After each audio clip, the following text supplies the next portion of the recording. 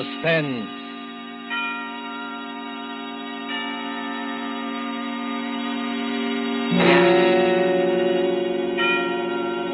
This is the Man in Black, here again to introduce Columbia's program, Suspense. Heading our starring Hollywood cast this evening is Mr. Richard Dix, who appears as a United States naval officer who found himself in a remarkable predicament on what should have been an uneventful flight from New York to Philadelphia. As fellow passengers aboard the airliner are Miss Gail Page as a girl named Monica and Mr. Montague Love, who plays that aged and domineering millionaire Silas Naylor. A story by John Dixon Carr called Death Flies Blind is tonight's tale of suspense. If you have been with us on these Tuesday nights, you will know that suspense is compounded of mystery and suspicion, dangerous adventure. In this series are tales calculated to intrigue you, to stir your nerves, to offer you a precarious situation, and then withhold the solution until the last possible moment. And so it is with Death Flies Blind and the performances of Richard Dix, Gail Page, Montague Love, and our other players, we again hope to keep you in suspense.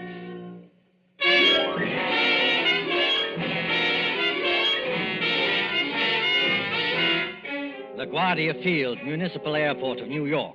LaGuardia Field, vast behind its white buildings. On a gray spring afternoon when rain splashes across the runways, dims the sky, and spatters on the wings of a great silver-painted airliner waiting beyond. Already as the limousine bus from the New York terminus slowly draws up to the waiting shed, you can hear the loudspeaker. 72, New York to Los Angeles. The big limousine bus, besides its driver, contains only two persons.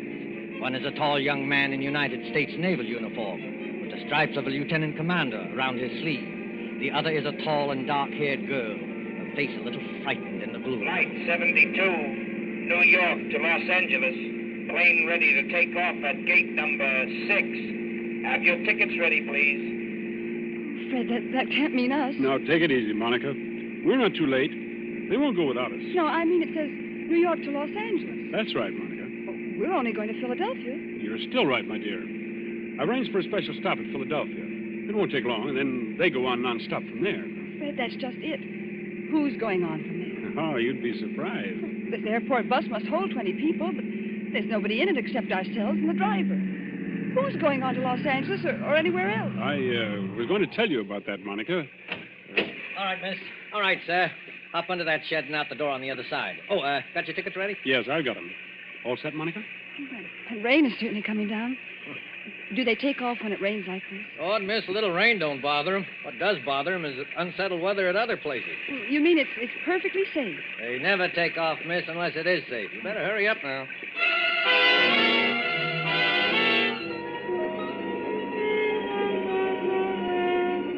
There's the plane, Monica. Shall we run for it? Fred, I'd rather not run if you don't mind. Aren't getting nervous, are you? No. I know it's stupid of me. I've flown before. It's just those few seconds before the takeoff. You're moving and the motors have been idling. All of a sudden they start to roar. The plane races ahead and the roar gets louder and suddenly you think, am I ever going to get down alive? Now, look here, my dear. Oh, I'm sorry, Fred. There's nothing to worry about, you know. Of course not. I'll be good. It's just this dismal day and a ghostly bus without any passengers. And... Fred, look. Where? At the plane. They've got all the windows covered inside with little gray curtains. Oh, that's all right, Monica. It's only a wartime measure. Wartime measure? Yes. Must keep those curtains closed for some minutes after taking off and before landing. So no one can make maps or take pictures of our airports. Anything could happen up there, couldn't it? No. And what's more, if you're worried about your fellow passengers, look over your shoulder. Well, there are some people coming through the gate. Yes, you see the little gray-haired man with the big fellow on each side of him? The secretary dashing around them like a destroyer in a convoy? You know, I've seen that gray-haired man somewhere before. You've seen his picture. That's Silas Naylor, the third richest man in the world. Those two big fellows are his bodyguard. Does he need a bodyguard? Well, not more than most of us, I imagine. Fred, I don't like it. Oh, nonsense, my dear. Come on now, up the steps of the plane. Give your name to the air hostess at the door. That's it. Good afternoon, miss. May I have your name, please? I'm Monica Vale. You're the air hostess? That's right, Miss Vale. Take any seat you like. And you, sir? Onslow, Lieutenant Commander Fred Onslow. Oh, yes, Commander. We've had instructions about you. Happy to have you with us, even if it's only as far as Philadelphia. Thank you. May I take your overcoat or your briefcase? Only the overcoat, please. I'll keep the briefcase. Fred, look there. What is it now? That man you called Mr. Naylor's secretary. Light-haired man, rather good-looking. He's sprinting towards this plane as fast as he can run. Well, he'd better be careful on that slippery surface. He certainly has. Look out, man. Look out, man. Watch your step. Look out. Well, are you all right? Here, let me help you up. I'm all right, thanks. Perfectly all right. Air hostess. Yes, sir. My name is Michael Shepard. I'm Mr. Naylor's secretary, and I think there must be some mistake here. Mistake, sir? Yes. When Mr. Naylor travels, he's in the habit of booking every seat in the plane to ensure privacy. Yet we seem to have 2 extra passengers. Well, I'm afraid that's my fault, Mr. Shepard. Indeed, sir. Then would you and the young lady be good enough to take some later Well, plane? I'm sorry. I'm afraid I can't do that. No, and why not? Maybe I ought to explain, Mr. Shepard, that Commander Onslow had last-minute orders to join his ship. He and Miss Vale have priority as far as Philadelphia. Philadelphia. Must we stop there? Only for a few minutes, Mr. Shepard. This is outrageous. Mr. Naylor is traveling, in a sense, on government business. Well, so am I, old man. The Navy often does. That doesn't alter the principle of the thing. I don't want to seem ungracious, you understand. Mr. Naylor is always glad to help our brave soldiers and sailors. For the love of Mike. Fred. Now, choir will now sing hymn number 242. Now the But gorgeous this rite. time you've gone too far. I shall appeal to Mr. Naylor himself. Mr. Naylor. Yes, Mr. Shepard, I can hear you. What is it? This naval officer, sir, and the young lady. Oh, I know, Shepard, I know. Isn't the plane big enough for all of us? I was only following your orders, Mr. Naylor. You asked for privacy. All right, Shepard. What I'm asking for now is less noise. The lieutenant commander in the Navy, eh? That's right, Mr. Naylor. Off on another fishing trip, I suppose. That's just exactly right, sir. Ever have dyspepsia? No, never. Well, I have. 20,000 a year I pay doctors. And what do they give me? This stump. I'm not surprised you got priority, Commander, but I am a little surprised about the girl. She's my fiancée. Mr. Naylor, Miss Vale. Meet the rest of my family. These 2 bruisers here, including the one with the mouth organ, are my bodyguard, Mr. Cohen. I'm pleased to meet you, Commander. How do you do? This is Mr. O'Reilly. Glad to know you, Commander. How are things going? Hey, Cohen, don't you ever get tired of playing that mouth organ? Stand away from the door. They want to close it. Will everyone please take your seats and fasten the seatbelts? Are we ready to take off? Yes, in just a moment. Shepard. O'Reilly. Cohen. Come along to the front of the plane. Yes, sir. Oh, we'll sit in the back here, won't we, Fred? Yes, of course. Fred, is anything wrong? No, of course not. Why, what could be wrong? Then you'd better sit down. We're starting to move. That's good advice, Commander Onslow. But I must ask you, Miss Vale, not to touch the curtain on the window. Oh, how soon before we can open the curtain? As soon as we're well away from New York.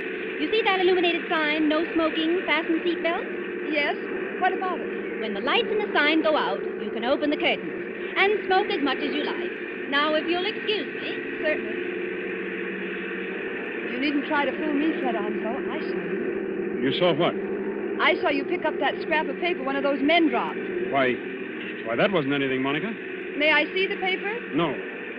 Why not? Well, because I'd rather you didn't see it, that's all. There is something wrong, isn't there? Look, Monica, let me repeat over and over. What could be wrong?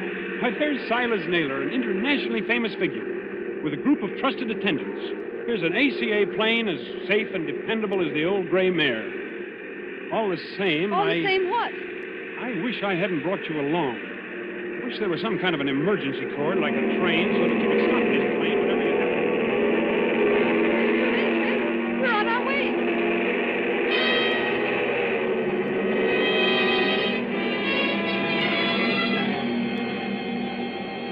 15 minutes, 30 minutes, 40 minutes. The great silver plane throbs against dead quiet. It's warm and stuffy in the cabin, despite the hissing ventilators.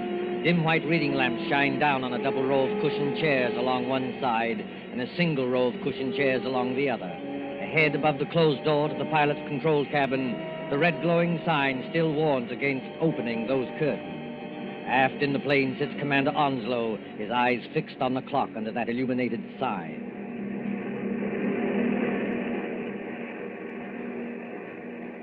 Monica, Yes? What? it's not exactly all right. Fred, why do you say that? Because we should have been in Philadelphia 5 minutes ago. At least we should have been circling over the field. And we're not? No. Well, we're still 10 or 12,000 feet up if the pressure on my eardrums count for anything. And traveling like a bat out of Hades. Weather's delaying us, I guess, huh? Maybe it is. It's awfully bumpy, isn't it? Yes, a little. Makes you gasp for breath and your stomach turns. That was a bad one. Not getting airsick, are you? I don't think so. I wish I had some of that chewing gum they give you. Well, ring for the air hostess. She'll bring you some. I did ring the bell, Fred, and there's no answer. Oh, she's busy in the pantry back there, that's all. She didn't hear you. Here, I'll get you some gum. No, wait, I'll go. Sure you're all right? I want a powder my nose anyway. Besides, you're going to have company. Our Mr. Shepherd is weaving along this aisle as though he didn't like air pockets either. Well, thank the Lord one of that party's awake up there. I thought they were all dead. Don't say that. Say what? Dead. A spooky plane with everything so quiet and dead itself. Remember how the pilot walked through a while ago and looked around and walked right back to the control cabin again? No, I didn't notice him. Oh, that's what I mean. It was like a ghost. I'll be right back. Say, Commander Onslow, Yes, Mr. Shepard? mind if I sit down? Not at all. Go ahead. Fact is, Commander, I want to apologize. Oh, that's all right. Forget it. I'm not such an ill-mannered guy as I must have sounded. It's no joke, you know, taking care of the chief. I've got to go ahead like a cyclone, so that everything would be quiet when he gets there. And it's a great responsibility, too. I can imagine. I go on these long trips. There's the chief, half asleep, and O'Reilly reading detective magazines and Cohen with his mouth organ. Doesn't that mouth organ bother the old boy? No, he likes it. Especially when Cohen plays the old square dances. Chief's a great man in his way. I was just wondering about that. Wondering what? Is it true? Stop me if I'm talking out of turn. Go ahead. We can trust the Navy. Is it true he's offered to design and build, at his own expense, a fleet of underwater cargo boats, submersible freighters, up to 5,000 or 6,000 tons? That'd do away with the submarine menace altogether? Where did you hear that? Oh, just rumor. Is it true? Yes, it's true enough. You see, Mr. Shepard, I'm one of the few people who believe that plan is practical. But there must be a lot of people who would like to see Mr. Naylor put out of the way. There are, Commander. Only they can't get at him. You're quite sure of that? Dead sure. Hitler himself isn't better guarded. Why, you could no more shoot or stab or poison the chief than you could... Why, what was that? What happened? Monica? Is anything wrong? Back there? Well, it's all right, sir. It's only a noise in the pantry. We'll see to it. Monica! Monica, pull yourself together. What's wrong? It's that air hostess, Miss Lee. Well, what about her? She's lying back in the pantry among the broken dishes with her head all over blood. Somebody beat her over the head and left her there to die. Somebody? Yes, But nobody's gone back to the pantry. Nobody's gone past us except the pilot or co-pilot of this plane, remember? Excuse me, Mr. Shepard. I'm going to open the curtains on that window. Do you think it's wise, Commander? We were told not to. Well, we were told a lot of things. I'll just take the responsibility of... Good Lord! There, Monica. Mr. Naylor, Mr. Naylor. Yes, son. What's up? Draw the curtain on your window and take a look down. If O'Reilly and Cohen have got guns, they better keep them handy. Is that so now? Why? Because we're not flying west. We're over the Atlantic Ocean now and headed straight out to sea.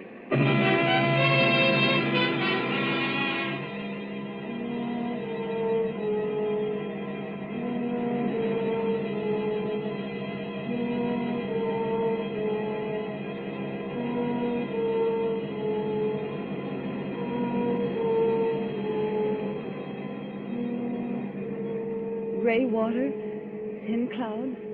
We must be miles and miles away from land. We are miles away from land. Does anybody here know anything about first aid? I do, Commander.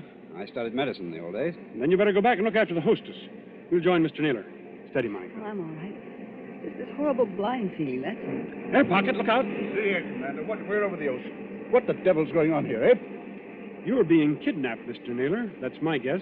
Kidnapped, did you say? Ah, come off it, Commander. We ain't as dumb as that. The pilot and the co-pilot of this plane are fakes.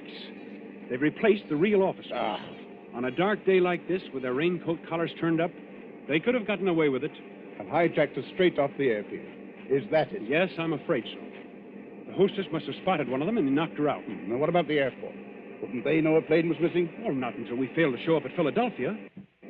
The pilot would report by aerial radio telephone about, 15 minutes out of New York.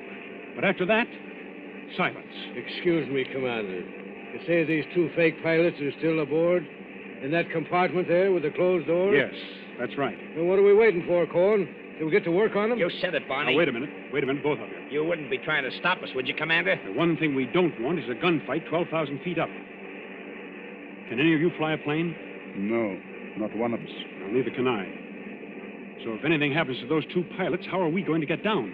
I see, young fellow. Well, what are you going to do? First of all, we'll try rapping on the door. Have your gun ready. You can count on that, sir. Fred, listen to me. Be quiet, Monica. Has this anything to do with the scrap of paper you picked up off the floor? What scrap of paper, Oh, Commander? never mind, sir. Why, this door, it's unlocked. Unlocked? Now, don't take any fool chances, young fella. The way I always did when I was your age. Stand to one side when you open that door. Let Cohen and O'Reilly take care of it. Good Lord. Well, the control cabin is empty. There's nobody at the controls. You mean we're flying without a pilot? Yes. See that stick move back and forth? As though a ghost had hold of it? Those crooks do. They set the automatic controls. It's a gyroscope attachment that keeps her steady. And then they must have bailed out. And what's going to happen to us? Well, you see, Monica, the fact is... Go on, Fred. Tell me the truth. I'll know if you don't. Well, we'll go on until our gas runs out or until a storm hits us. Then we'll dive into the sea. It's as good a way of killing Mr. Naylor as any. I see, son. Have we got any chance at all? Frankly, I don't know. Wait till I get a look inside of that control cabin. Holy Mother, that's done.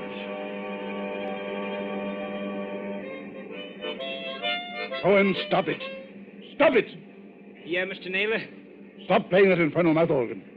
Or if you must play something cheerful. Yeah, sure, Mr. Naylor, sure. How long do you think it'll be before we... Quiet, Cohen. Here's the commander back again. Well, young fella. The radio telephone's out of order. We can't signal. Fred, what about those patrol ships? You said they're 200 miles out to watch for unidentified aircraft.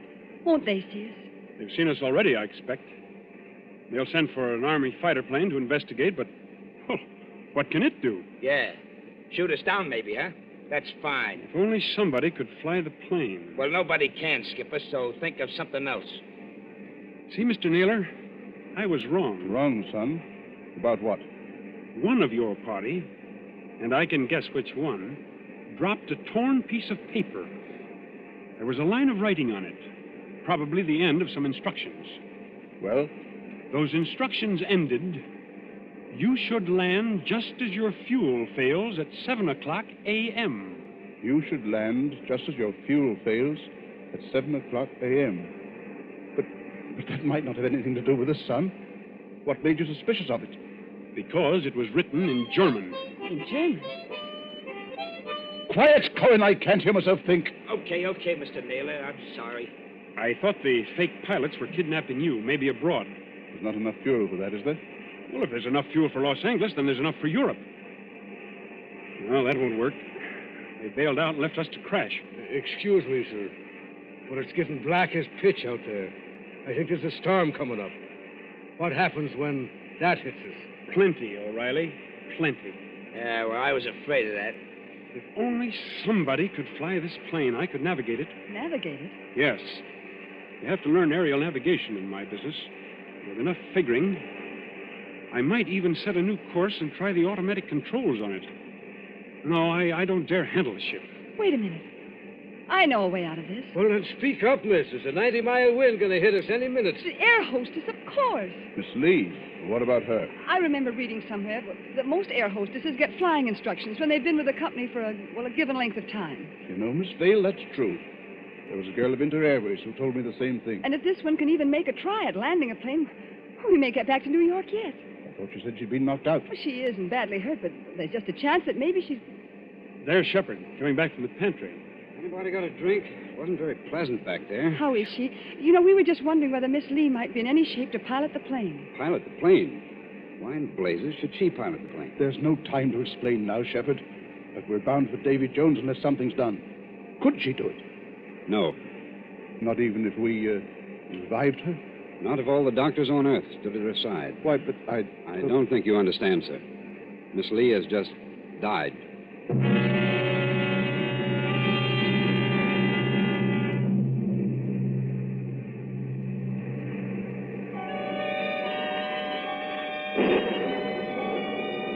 Thin singing of wind above the clouds, then storm with a white eye of lightning at the windows.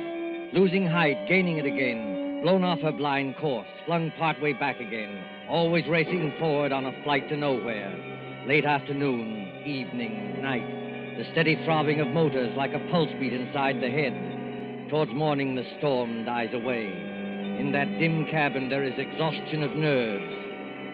The hands of the clock stand at 1:45 in the morning.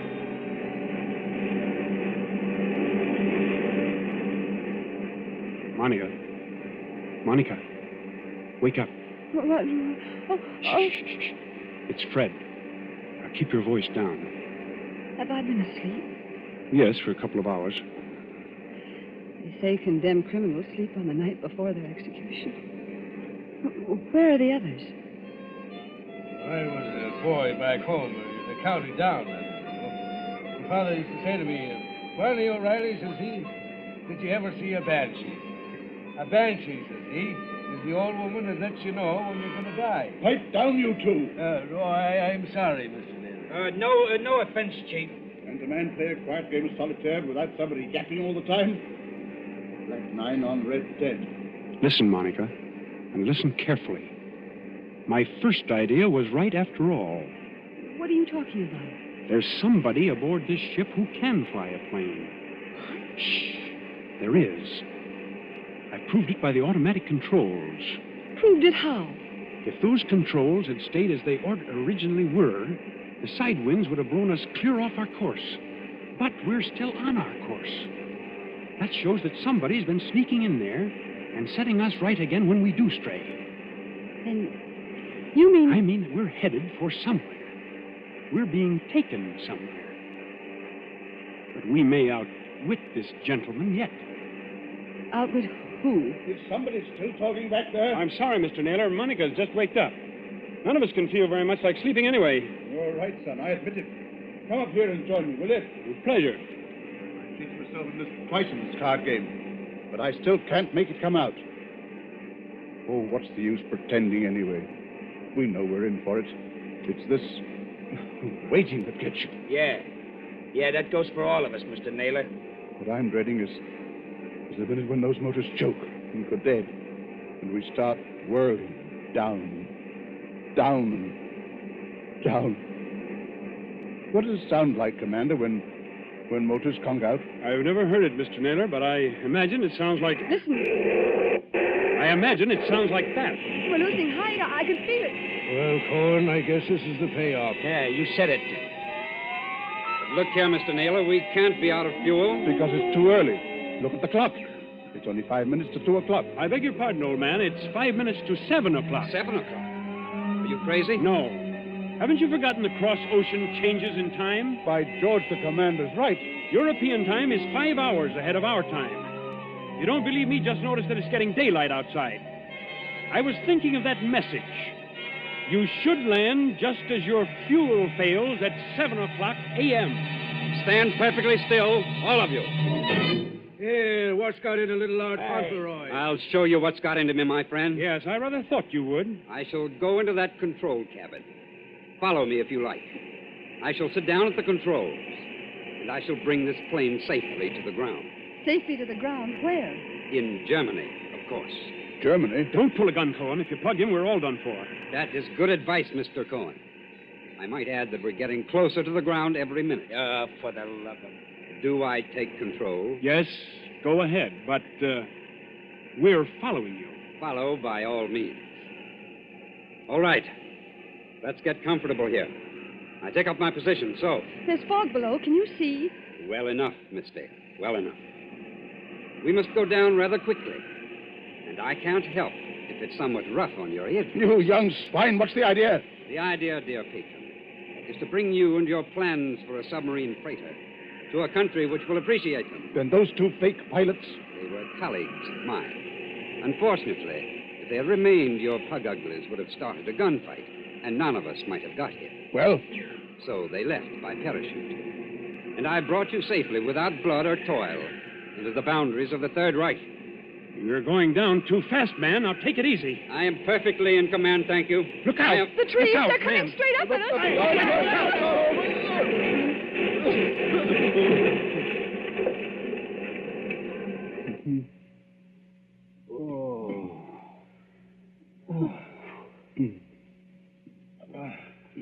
Are you all right, Monica?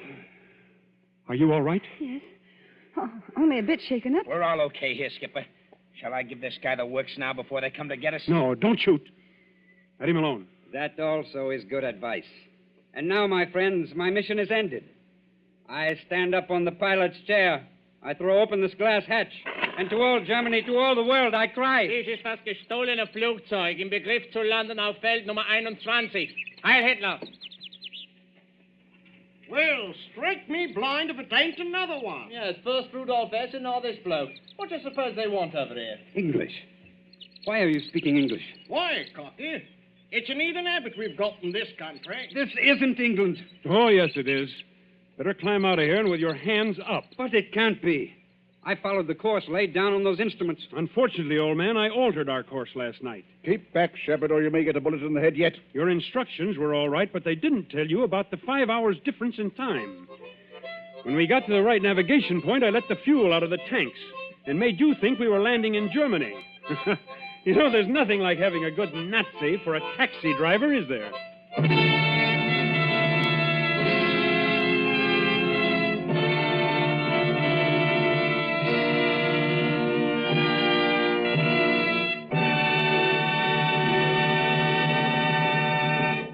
And so ends Death Flies Blind, starring Richard Dix with Gail Page and Montague Love. Tonight's tale of Suspense. This is your narrator, the man in black, who conveys to you Columbia's invitation to spend this half hour in suspense with us again next Tuesday, same time, when Mr. Paul Lucas will star in the suspense play called Mr. Markham, Antique Dealer. Ladies and gentlemen, on the following Tuesday, May 18th, Mr. Charles Lawton and Miss Elsa Lanchester will be with us in one of the most famous of Agatha Christie's thrillers, The ABC Murders. William Spear, the producer, Ted Bliss, director, Lud Gluskin and Lucian Mahowick, the conductor and composer, and John Dixon Carr, the author, collaborated on tonight's Suspense.